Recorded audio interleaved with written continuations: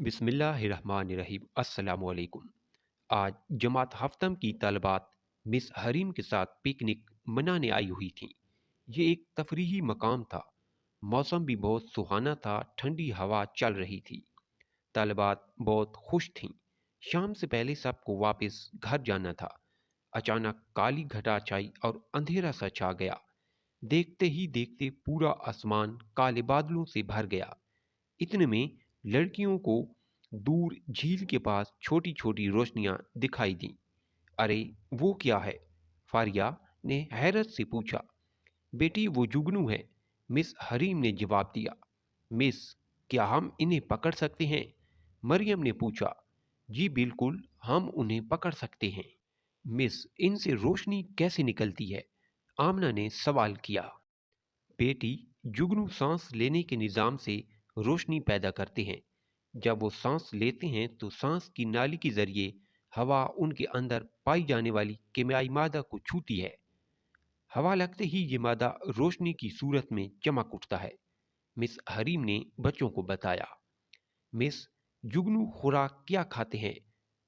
मुसफरा ने सवाल किया।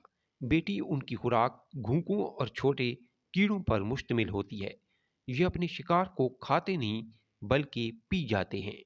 इनके मुंह पर एंटीना नुमा दो अज़ा होते हैं जिनकी मदद से वो शिकार के जिस्म में एक लैसदार मादा दाखिल करते हैं।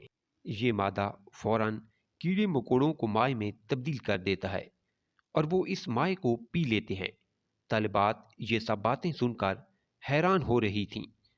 कुछ तलबात तो जुगनू को पकड़ने की कोशिश कर रही थीं। मिस, जुगनू अंडे देते हैं ना? हाजरा ने पूछा। हाँ बेटी, ये अंडे देते हैं, और हैरत की बात यह है कि तारीकी में इनके अंडे भी चमकते हैं। मिस मरियम ने ज़रा तवक्कुफ किया और बात दोबारा शुरू की। बच्चों, पुराने ज़माने में लोग रातों को सफ़र के दौरान जुगनू की रोशनी से मदद लेते थे। कुछ लोग बैट की टोकरियों में बहुत से जुगनू बंद कर लेते और दौरान सफ़र उन्हें साथ रखते थे। कुछ लोग सफ़र के दौरान इनको नन्हे मुन्ने चिराग के तौर पर इस्तेमाल करते थे। जब वो किसी जंगल में सफ़र करते तो जुगनू पकड़कर धागे की मदद से अपने हाथ या पाँव से बांध लेते और बाआसानी सफ़र तय कर लेते। मिस हरीम ने तफसील से बताया। जी मिस, हमारे कौमी शायर इल्लामा इकबाल ने भी अपनी एक नज़म में जुगनू की इस खुसूसियात का जिक्र किया है। राफिया ने बताया। मिस, मैं भी जुगनू के मुतालिक कुछ बताना चाहती हूँ। सारा ने इजाज़त लेकर बात शुरू की। मिस, मैंने सुना है कि लड़कियाँ जुगनू को बांधकर अपने बालों में सजा लेती हैं। रात के वक्त ये बालों में हीरों की तरह चमकते हैं। मिस, मैंने कहीं पढ़ा था कि एक आम जुगनू आधे इंच से ज़्यादा बड़ा नहीं होता, लेकिन जनूबी अमेरिका में ऐसे जुगनू भी पाए जाते हैं जो 2 इंच तक लंबे होते हैं। आफिया ने बताया। जी मिस, मैंने भी ऐसे जुगनुओं के बारे में पढ़ा था।